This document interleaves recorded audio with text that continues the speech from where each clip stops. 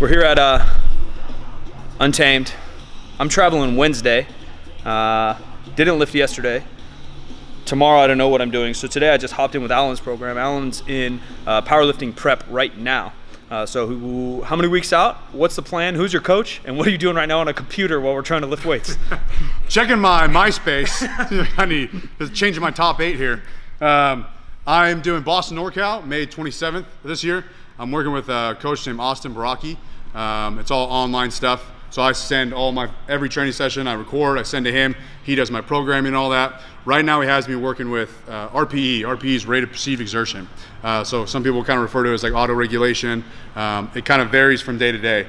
I'm very new with it. So right now I'm kind of just looking at it as like progression. I'm just looking at what I did last week or the week before, shooting for a little bit better than that, but was staying within the means. And the benefit of it is mainly you're not held to a percentage. So I might have done a meet 3 months ago, squatted 500, I was all hyped up, it felt really good, but that doesn't mean that, Tuesday afternoon, I've got that in me. So 80% might change from day to day. So anyways, this is kind of dummy proof. This is a cheating way to do RPE. This is not RPE at all. This is just what my computer tells me. So today, kind of what was the goal?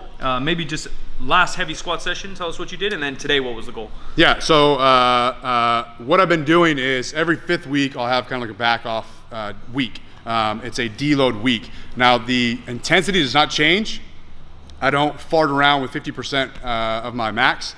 The intensity is still there, but the volume drops. Hopefully I said that right. Yeah, I don't know. No, that was perfect. Intensity's up there, volume drops. So where I might have done 4, 5 sets of blank, I might only do 1 or 2 sets of the same. So I'm still lifting heavy so that I'm not detraining. So today I worked up to 1 top single at RPE 8, which would mean that I have 2 reps left in the tank, but not 3, right? So what this does here, hopefully you can see this. Maybe we'll go this way so the light's not back there. A little bit of glare. Yeah, we'll get a good enough idea. So what I would do is, this is reps here, 1 through 10. So obviously the higher the reps, the more inaccurate it is, but reps 1 here, RPE 10, 9, 8. So I'd go 495. That would plug in as, that would be a guesstimate of 1 rep max. And I'd say that obviously depends by person, but I'd say that's pretty accurate. If you do 495 at an 8, means you could do 495 for an all-out set of 3, yep. And I'd put you anywhere, from 535 if you're more muscle endurance-wise, and probably 550 if you're more like strong explosive-wise. That kind of depends by individual genetics, age, experience, and then also sometimes if you're a lady or not. Ladies tend to have really good muscle endurance and can rep out 90% for 5, where we could only rep out 90% for 3. Yep, absolutely. So what I would do is, the benefit of this right now, so I'm supposed to do 1 top single at 8, I did 495. And then what I have now, he has me doing 4 reps, 1 set of 4 reps at RPE 9. So this is a guesstimate. So I would go here again, I'd go reps 4, and then I'd go down to RPE 9, which puts me at 463. Should be a 4 rep at RPE 9. So I'm just gonna say that it's good, and I'll go off of that. I'll do 465 for 9.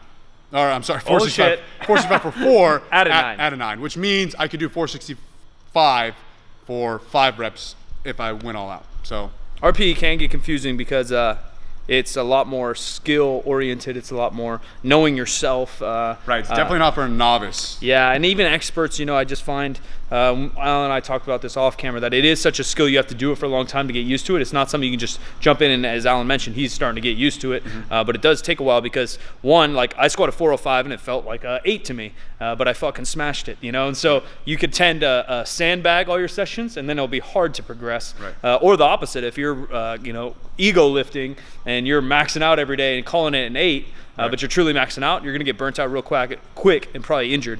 So it is a skill. Watch yourselves. Yeah. Let's do it. Yeah, sounds good. 465. 465.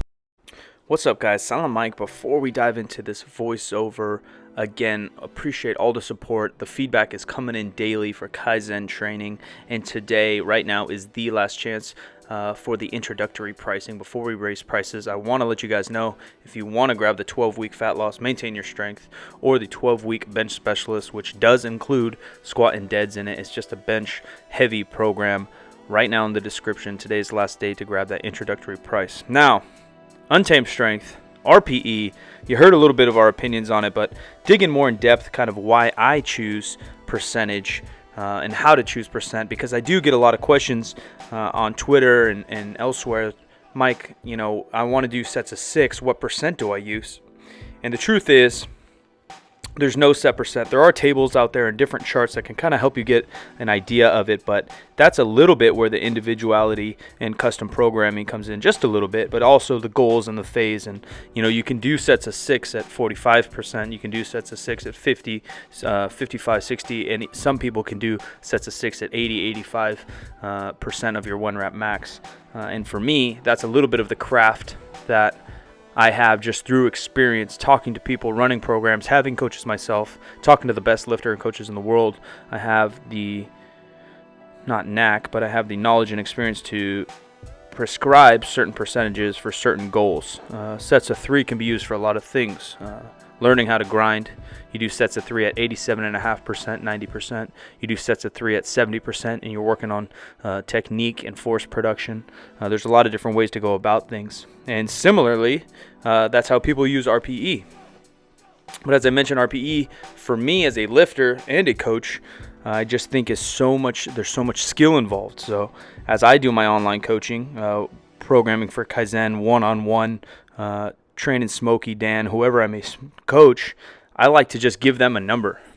I for the psyche, I think it's huge. If a coach writes me a number and says, hey, Mike, 2 weeks from now you're doing 3 sets of 3 at 405 pounds on, stiff leg deadlifts or whatever the exercise is, it gives me a sense of confidence, a little fear, a little bit of a challenge, like, oh shit, that's going to be hard, that's going to be heavy.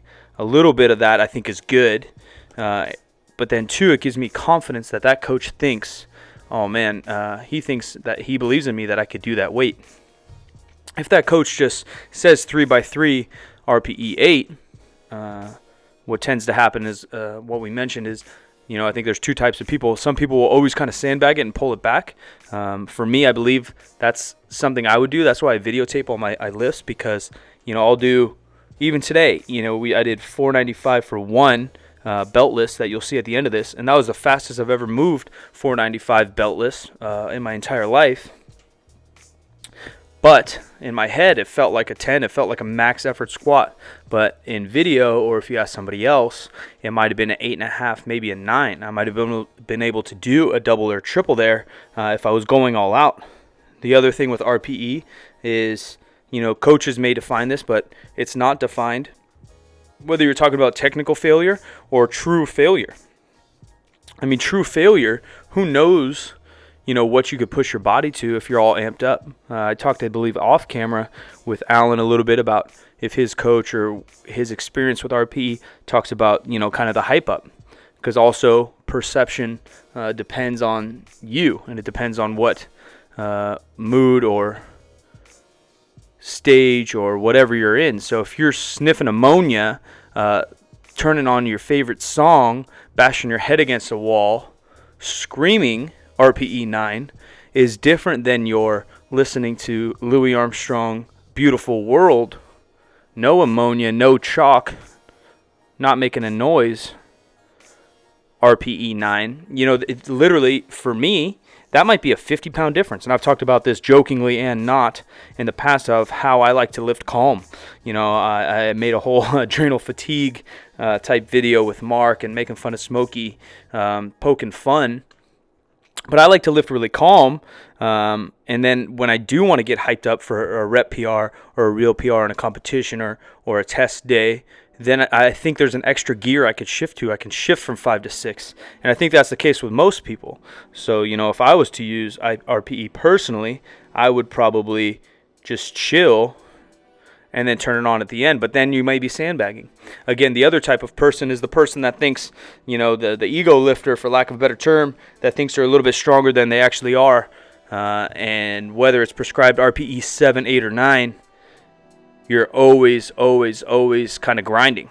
And that's, not going to work for anything, whether you're using RPE or percent. If you're always grinding, you're always kind of reaching that fatigue, that failure level. It's going to be really hard to recover. It's going to really be hard to progress week to week in any kind of linear fashion, unless you're a true beginner. But then if you're a true beginner, and you're doing stuff like that, I highly believe that the chance of being injured or tweaking something goes way up.